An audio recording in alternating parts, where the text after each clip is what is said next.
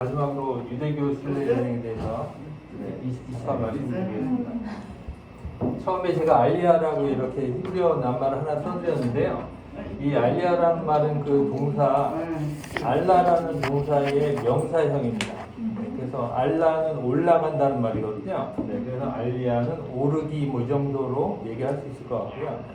오르기는 뭐 당연히 중앙 신전이 있는 곳으로 올라가는 것이고, 유대교의 중앙 신전이 있는 곳은 예루살렘이기 때문에 예루살렘에 올라가는 곳을 말하고 있습니다. 이런 그 전통이 그 근거를 하고 있는 어떤 그런 본문이 있는가? 그런 히브리 성경에 이제 저런 부분을 찾아보시면은 그 명령을 하고 있습니다. 중앙 신전이 있는 예루살렘에 1년에 3번 올라가라. 언제? 6월절, 77절, 초막절에 올라가라 이렇게 설명을 하고 있습니다. 이게 이제 그 요런 데를 찾아보면은 유대교 안에서 종교적인 의미를 부여하고 있는 명절이긴 하지만은 원래부터 옛날부터 있었던 어떤 명절이었던 것 같아요.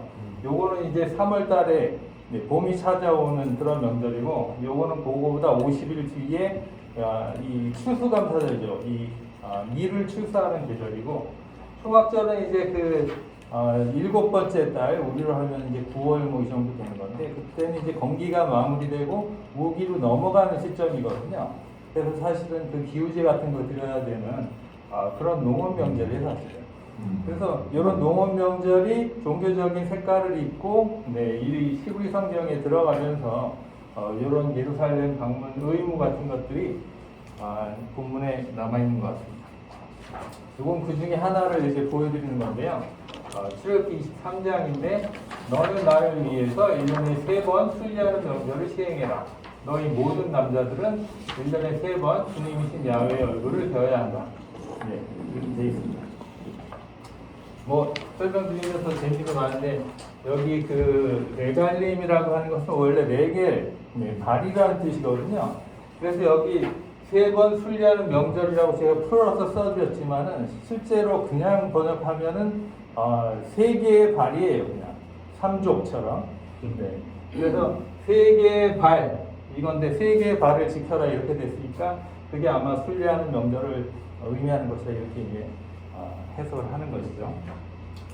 근데 이제 문제는 뭐냐면은 이 조금 전에 보신 이 본문이 그 명령이죠, 그냥. 이런 거를 지켜라는 것이지, 이거를 정말 옛날 옛적에 기원전 10세기 이후에 지켰는가?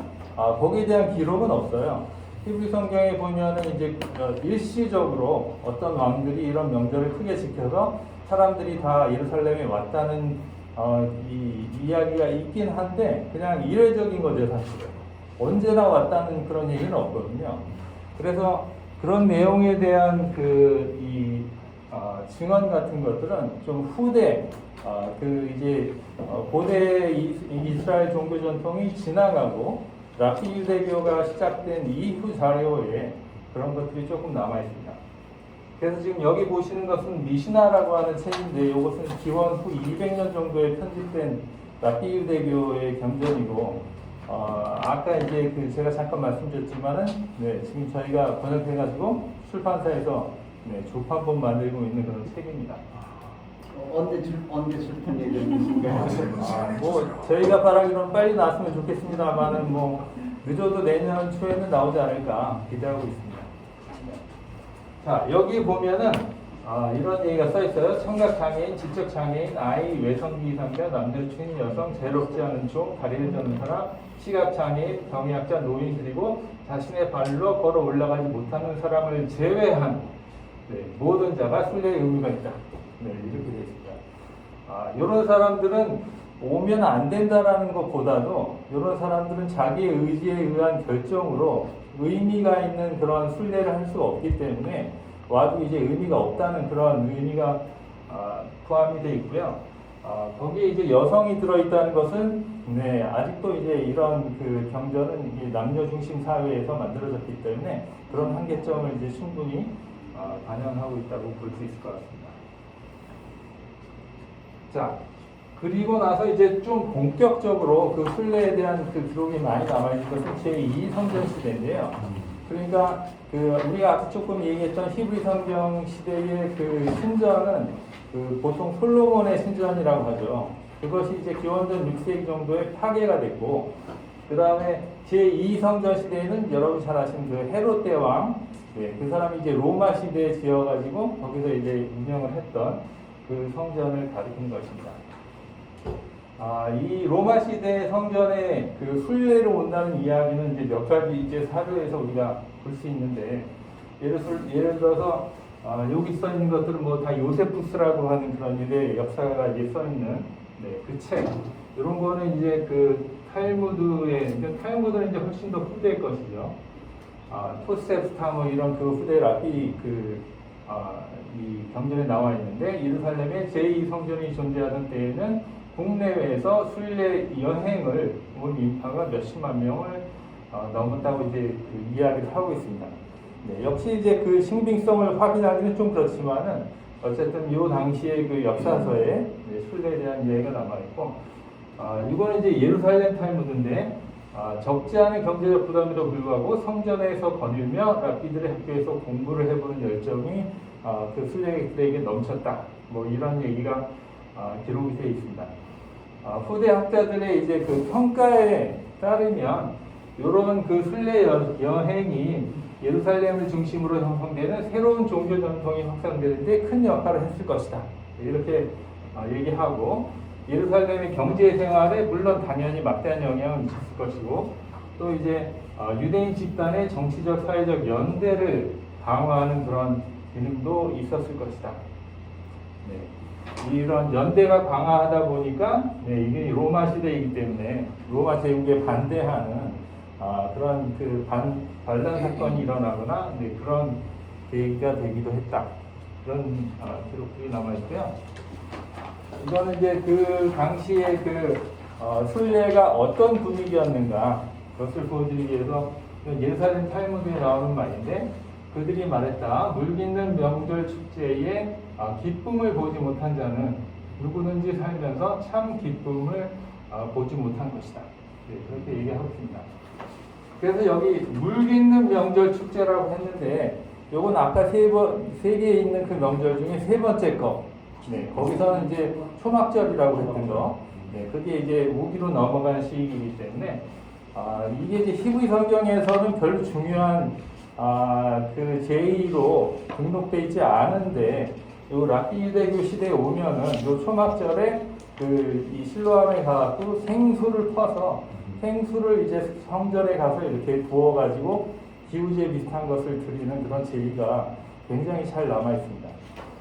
그래서 여기서는 아예 그 명절 축제가 너무너무 기쁜 그런 축제였다. 이렇게 이제 증언을 하고 있는 거죠. 그리고 이건 다시 이제 요세푸스의 그 역사인데요. 이 사람의 글에 따르면 히브리인들이 소유한 땅 끝에 사는 자들도 성전이 세워질 그 성읍을 오게 하여라. 1년에 3번씩 그들이 와서 과거에 받은 복을 신께 감사드리고 후대에 올 사람들을 위해서 기도하게 하라. 그리고 성회와 명절 같은 기회를 통해서 그들이 서로 친근한 관계를 유지하도록 하라. 이렇게 이제 권고하는 그런 말이 써 있습니다. 그리고 여기 보면 그렇게 해서 서로 친근한 관계를 맺어놔야지, 그들이 계속해서 서로 이야기하지 않는다면 그들은 서로 낯선 사람들처럼 여길 것이 시대입니다. 이렇게 얘기하는 것이죠. 그래서 이미 제2성전 시대에는 그 예루살렘을 중심으로 해서 사는 유대인들보다 뭐 이집트라든가 뭐 터키라든가 이런 여러 곳에 유대인들이 흩어져 살고 있었기 때문에, 이런 사람들이 순례를 와서 서로 이렇게 교류를 하지 않으면 결국에는 이제 다 흩어져 버릴 것이다. 이런 어떤 정치적인 그런 생각이 있었던 것 같아요. 자, 또 계속해서 제2성전 시대에 관련된 그 순례와 관련된 그 몇 가지 사항들이 있는데, 의무이긴 하지만 강제하지 않았다. 뭐 이런 얘기가 그 바벨 탈무드에 써 있고, 또 어떤 곳에서는 그 마을 전체가 함께 순례를 왔다. 이런 이야기가 남아있기도 하고, 또 주로 유다 지역 사람들이 순례를 왔다. 뭐 이런 이야기들도 남아있고, 그 다음에 이제 외국에서 순례 왔다. 그런 얘기가 이제 굉장히 많이 남아있죠. 그리고 예루살렘의 숙박업소 구하기가 굉장히 어려웠는데 그럼에도 불구하고 아무리 순례객이 많아도 예루살렘에서 숙소를 구할 수 있었다. 이거 이제 그런 그 기적이 일어났다는 뭐 이런 주장이죠. 네. 그래서 굉장히 반대되는 이야기이긴 하지만 어쨌든 그 당시에 순례를 미화하려고 하는 그런 모습들이 보이고 있습니다. 그 중에서 이제 이거는 그 신약성경, 기독교 신약성경에 나와 있는 그 내용인데 사실 이 본문의 주제는 순례가 전혀 아님에도 불구하고 그 배경으로 이제 순례가 이렇게 묘사가 되어 있습니다. 그때 경건한 유대인들이 천하 각국으로부터 와서 예루살렘에 머물러 있더니 이 소리가 나매 큰 무리가 모여 각각 자기의 방언으로 제자들이 말하는 것을 듣고 소동하며 그 다음부터 우리는 바데인과 메데인과 엘람인과 메소보다미아, 유다와 갑바도기아, 본도와 아시아, 부르기아, 방빌리아, 애굽 및 구레네에 가까운 리비아 여러 지방에 사는 사람들과 로마로부터 온 나그네 곧 유대인과 유대교에 들어온 사람들과 그레데인과 아라비아인들이라 이렇게 얘기하고 있죠. 그래서 사실 여기서는 그 예수의 제자들이 그 성령을 받고 이렇게 전도를 했다는 게 주제인데 그때 예루살렘에 이렇게 각지에 모여 있는 사람들이 모여서 명절을 지키고 있었다라는 것이 이제 간접적으로 증명이 되고 있는 것이고요. 요거는 다시 미시나인데 마지막에 아까 보셨던 그 이제 각국에서 온 그 순례객들 때문에 이 숙소 구하기가 쉽지 않았는데 그럼에도 불구하고 어떻게든지 이 사람들이 다 기적적으로 숙소를 구해서 살았다. 그런 이야기입니다. 성전에서 우리 조상들에게 일어난 기적들이 10가지가 있다. 10가지가 이제 앞에 다른 것들이 여러 가지가 있습니다. 비가 제단에 불을 끄지 못했고 바람이 제단 연기를 이기지 못했다. 사람들이 빽빽하게 서 있어도 널찍하게 절할 수 있었고 누구도 그의 이웃에게 내가 명절에 예루살렘에서 머물 장소가 마땅치 않아 걱정이다 라고 말한 적이 없다. 이렇게 얘기할 것이다. 기적이구나. 명절에 관련된 기적. 그렇게 이제 역사적인 그 증언이 남아있는 것들을 한번 쭉 보셨습니다. 여기서부터는 이제 그 제2성전 시대의 순례에 관련된 그 순례 관습이 어떤 것이 있었는가 좀 그 주제별로 보여드리는 슬라이드인데요. 먼저 이제 여행하는 길이죠. 그래서 기쁨이 넘치는 순례 행렬. 7절에 그의 처음으로 거둔 곡식을 바치러 올라가는 행렬이 매우 인상적이었다. 뭐 이런 말도 남아있고, 바벨 지역 유대인들은, 바빌리 지역 유대인들은 메하르데아와 리시비스에 모여서 성전세를 들고 여행을 시작했다. 이 성전세는 이제 그 토라에 의하면 모든 성인 남자가 이제 성전에 바쳐야 될 그 세금 액수가 정해져 있거든요. 그래서 매년 그걸 바쳐야 되기 때문에 이걸 들고 순례를 갔다는 얘기고, 또 심지어는 이제 여성들도 참가했다. 이런 기록이 남아 있습니다. 아까 보셨다시피 여성은 사실은 순례 의미가 없는데 그럼에도 불구하고 이제 그런 관습이 있었다고 얘기하고 있고요. 이거는 그 중에 미시나 본문인데요. 그 아까 우리가 잠깐 얘기했던 그 추수감사절에 관련된 그 순례 여행이에요. 그래서 예루살렘 가까이 있는 들은 신선한 무화과 포도를 가지고 마른 무화과 건포도를 가져간다. 황소를 가져가고 황소를 장식하고 예루살렘 가까이 오면 피리를 연주하고 또 미리 보내서 만물을 장식한다. 이렇게 해서 이제 이런 그 화려한 행렬이 예루살렘으로 오게 되면 예루살렘에 있던 성전의 감독들과 부관들과 회계 담당자들이 그들을 만나러 나간다. 그들이 만물을 가지고 들어가는 이들의 서열에 따라 순서대로 나간다. 예루살렘의 모든 장인들이 그들 앞에 일어서서 그들에게 인사한다. 형제들이여, 아무개 장소의 사람들이여, 평안히 오십시오. 이렇게 이제 인사를 하게 돼 있죠. 그래서 이런 것도 이제 토라에 없는 건데, 그 미시나에서는 그 당시에 어떤 식으로 순례를 했고 어떻게 인사했는지 이런 게 좀 남아 있는 것이죠. 제의, 어떤 제의를 했을까? 순례를 가면 어떤 제의를 했을까?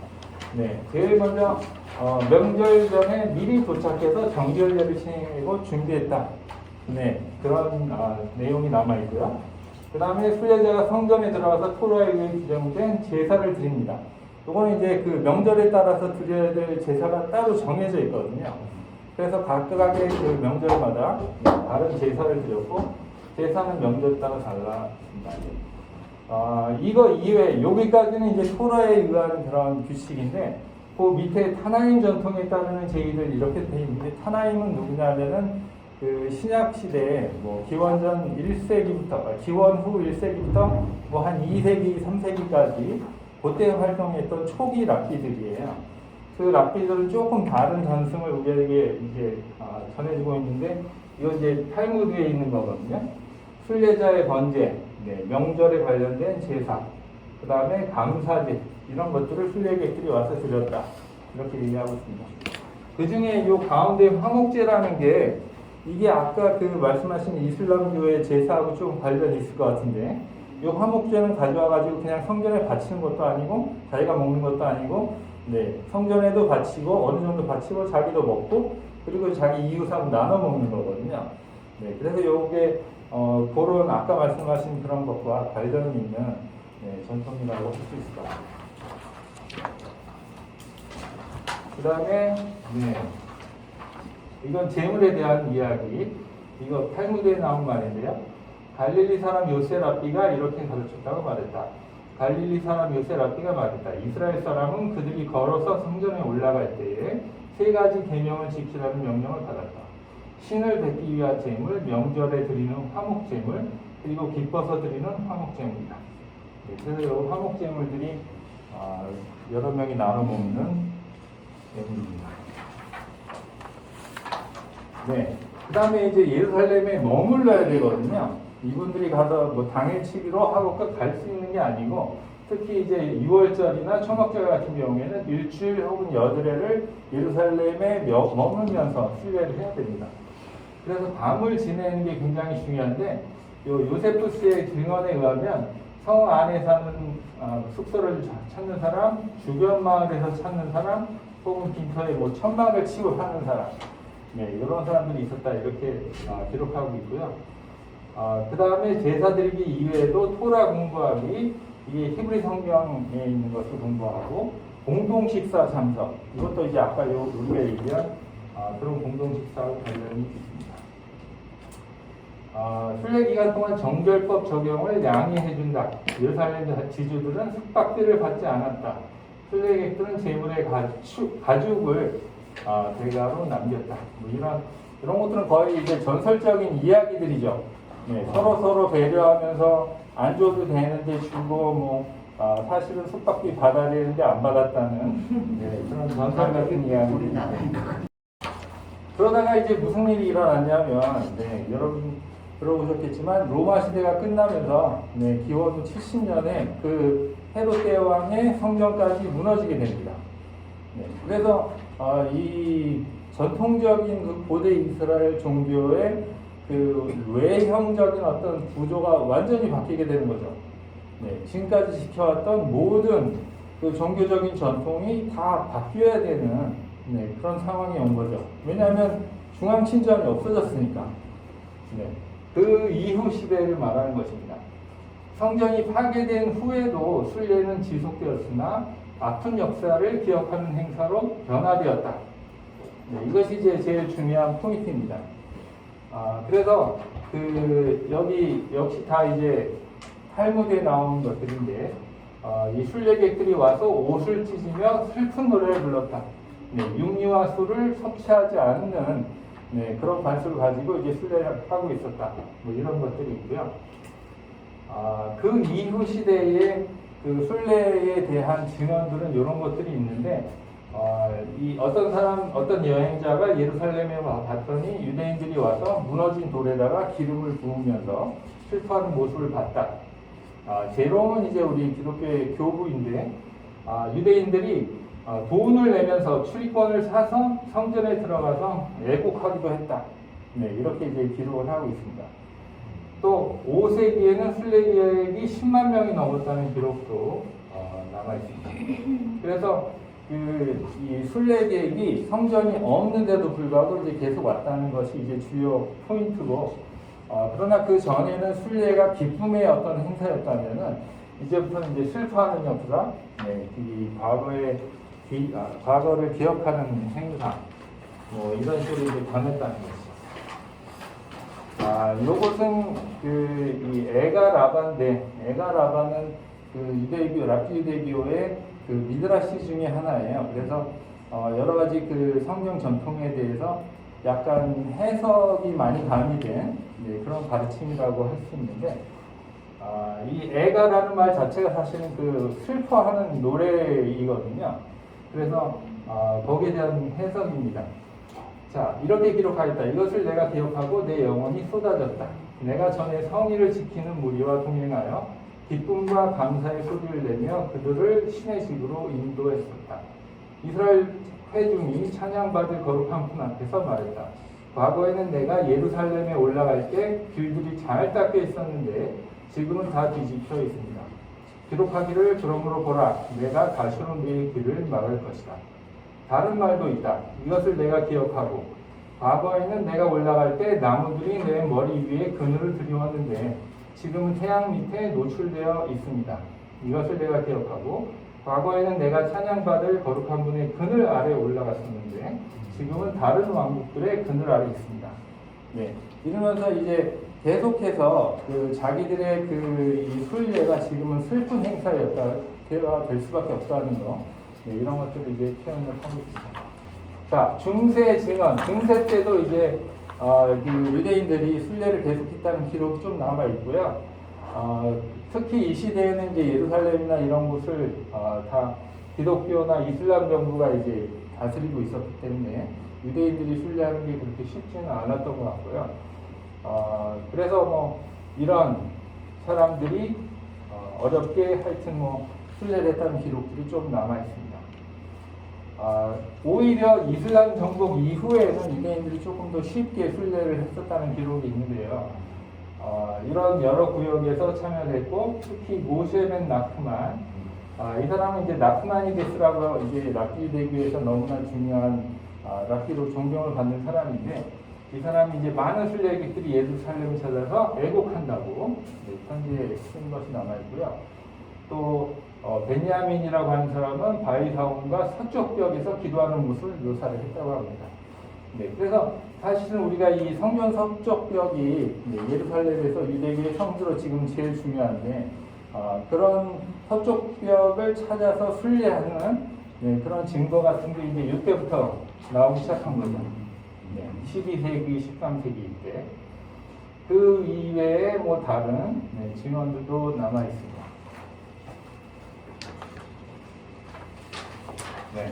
그 다음에 약간 좀 더 후대로 오게 되면은, 이 1492년에 유대인들이 에스파냐에서 추방된 일이 있습니다. 그래서 이제 이 사람들이 거기서 추방이 되면서 남쪽으로 이제 해가지고 아프리카 쪽으로 해서 피난 간 사람들이 있고, 북쪽으로 해서 프랑스나 이쪽으로 이제 피난 간 사람들이 있고, 그래서 이 사람들이 흩어지면서 여러 곳에 이제 정착해서 살기 시작했는데, 그 중에서 돌고 돌아가지고 이스라엘까지 오른 사람들 꽤 있었어요. 그래서 이런 사람들은 거의 뭐 자기 평생을 건 그런 순례를 한 거나 마찬가지죠. 그래서 이런 사람들이 나비 사무엘이라고 이제 예루살렘 그 서북부에 가면은 그 사무엘의 무덤이라고 하는 그런 이 성지 같은 곳이 있거든요. 거기에서 이제 순례했다는 기록이 있고요. 그 위에 뭐 게르숑, 나흐만, 이 사람은 나흐마니데스가 아니고 그 하시dim 운동의 창시자입니다. 그래서 지금 랍비 유대교에서 약간 신비주의하고 이렇게 해서 오히려 더 굉장히 세력을 얻고 있는 하시dim 운동의 창시자가 순례했다는 그 기록. 그 다음에 이 몬티피오리 이 사람은 왜 유명한 사람이냐면 그 유대인 국가 성립과 관련해서 뒤에서 이제 그 정치적인 역할을 많이 하고 유대인 정착에 금전적인 지지를 했고 있던 사람인데, 이 사람도 이제 그 순례를 많이 했다. 그런 기록이 남아 있고요. 이스라엘 건국하면서는 아시다시피 이제 여러 번 전쟁이 있었죠. 그래서 이제 그 주변 아랍 세력과 이스라엘이 이제 계속 전쟁을 하고 예루살렘은 지금 반으로 이렇게 나눠져 있게 돼 있죠 원래. 네, 그래서 그 예루살렘 성지 순례를 네, 어디까지 인정할 것인가를 놓고 이스라엘하고 요르단하고 네, 많은 이제 그 갈등이 있었던 것 같아요. 처음에 그 협상을 했지만 뭐 결론을 못 냈다가 네, 그 다음에 그 요르단이 기독교인들은 허용했지만 유대인은 출입 불허 네, 이렇게 돼 있고요. 6.1 전쟁 이후에는 유대인들이 이제 힘으로 밀어붙여가지고 서쪽 벽까지 들어갈 수 있게 됐고, 그래서 지금 우리가 알고 있는 그 서쪽 벽, 통곡의 벽이 이제 유대인의 순례 장소가 이제 된 것이죠.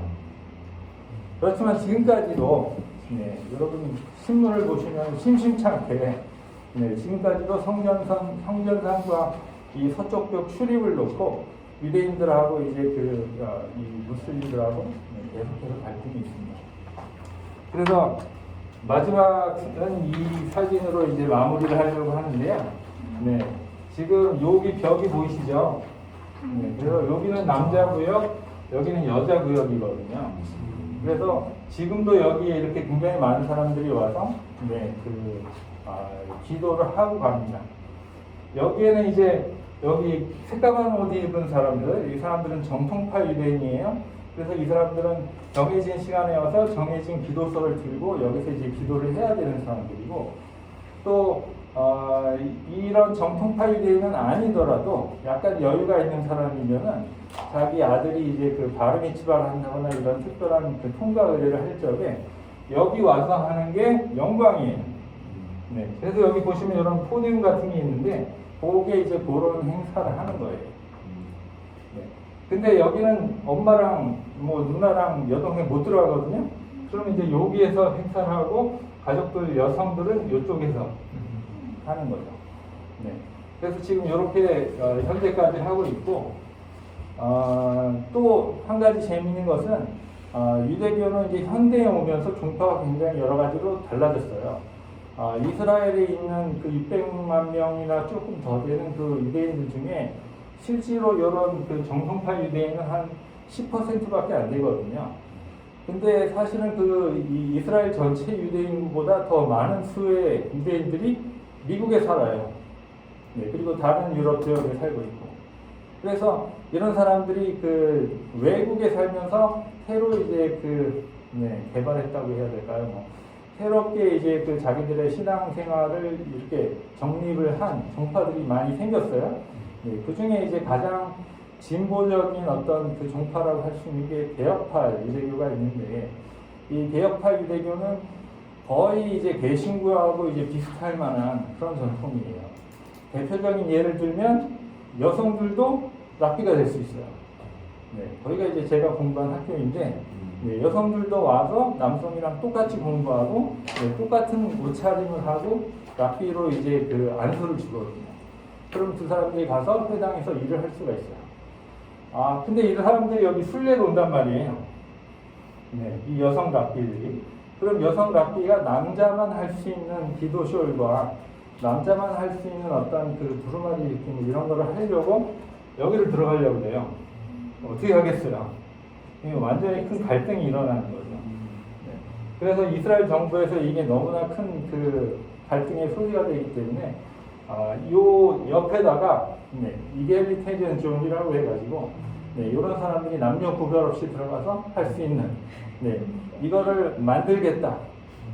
정치인들이 이렇게 선포를 했다가 이 보수파 사람들한테 욕 먹으니까 안 만들었다가 다시 만들었다가 이 사람들이 와가지고 뭐 막 던지고 이래가지고 난리가 나고, 하여튼 아직까지도 이제 그런 갈등이 계속 벌어지고 있는 그런 곳입니다.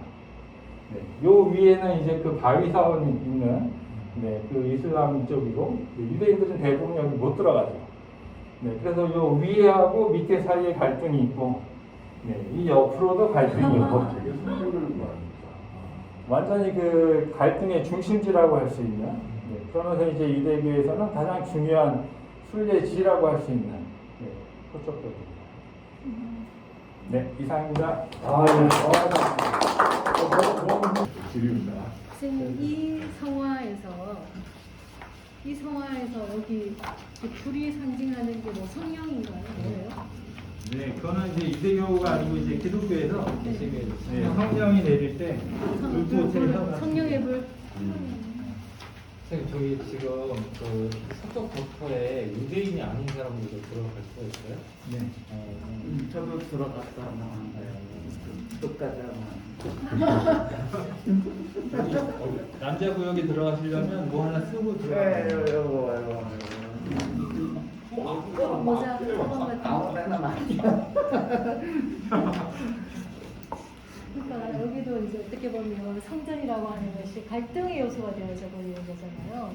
근데 인도에도 보면 크리슈나 탄생지에 모스크가 세워져 있는 거예요. 그래가지고는 상시로 경찰들이 그냥 무장하고 있는 거예요. 언제 충돌될지가 모르니까. 아유리아에서 충돌이 그러는 거.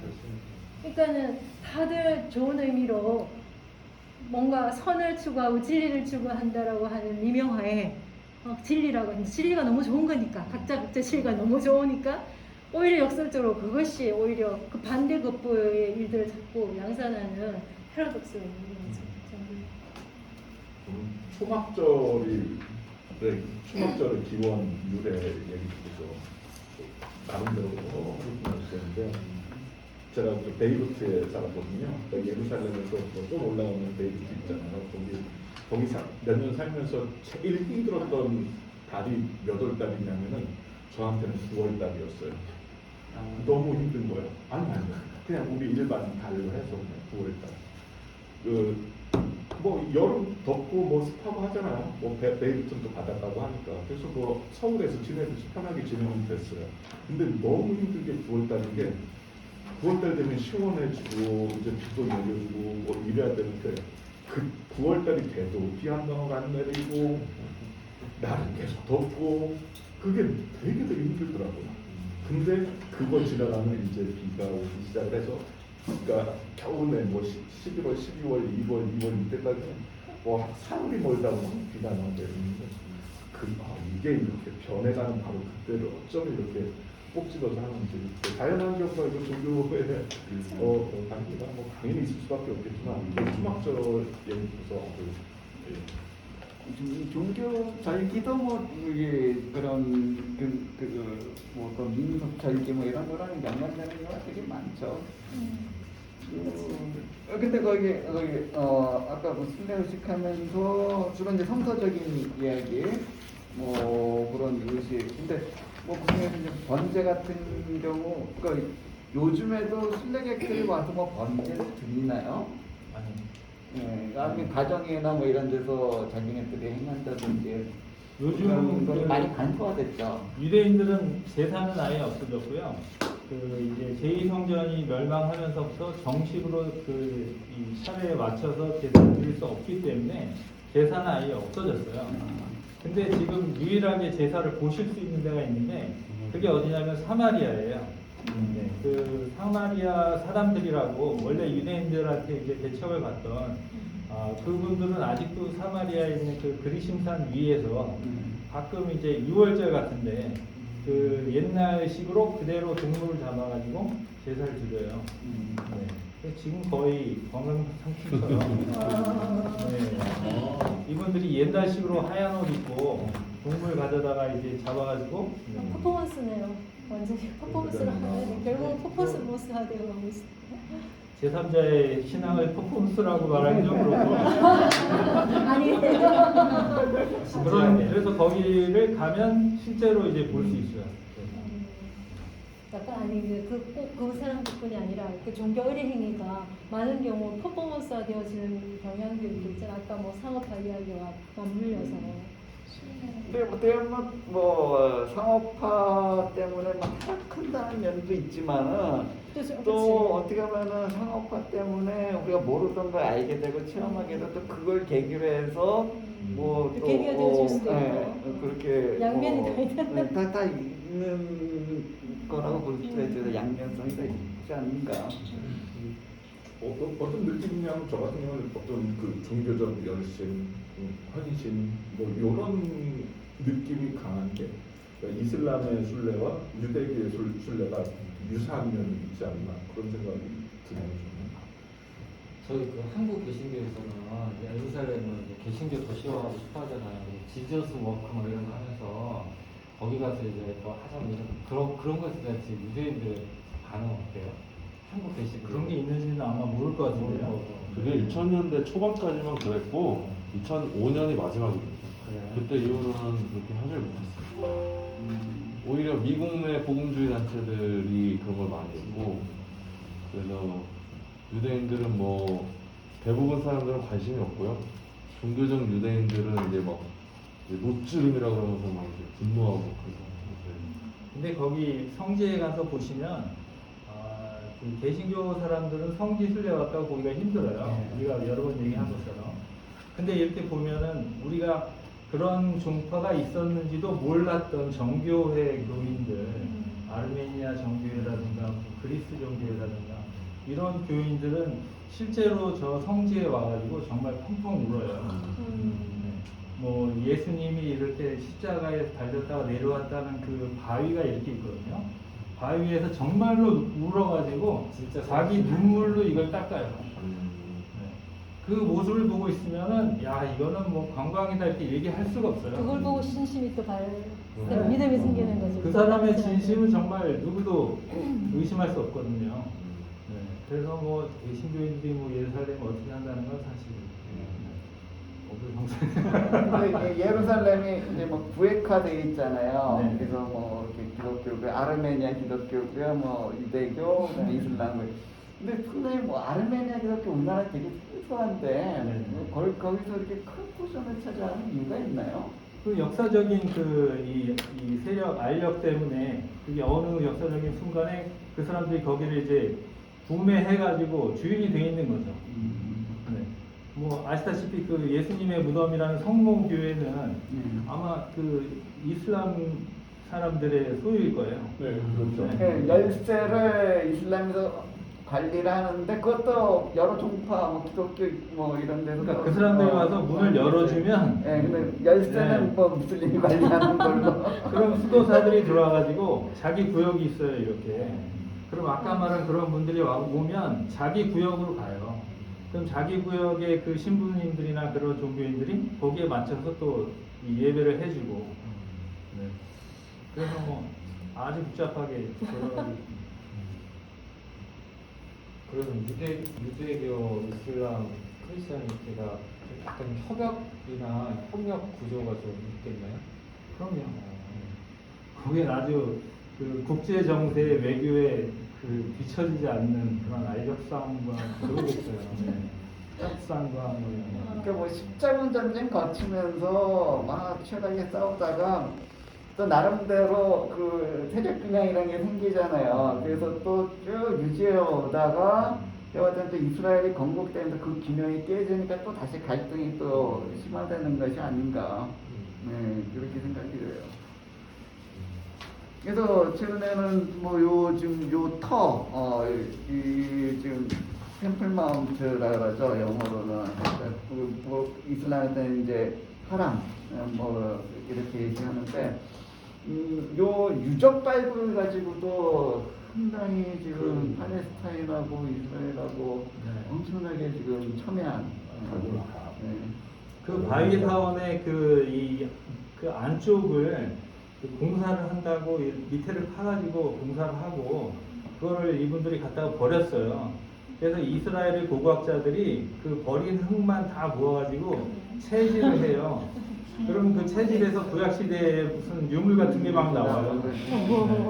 그래서 저기 학자들이 들어갈 수는 없으니까 그렇게 갖다 버린 거 가지고 이렇게 해갖고 고고학 발굴을 해요.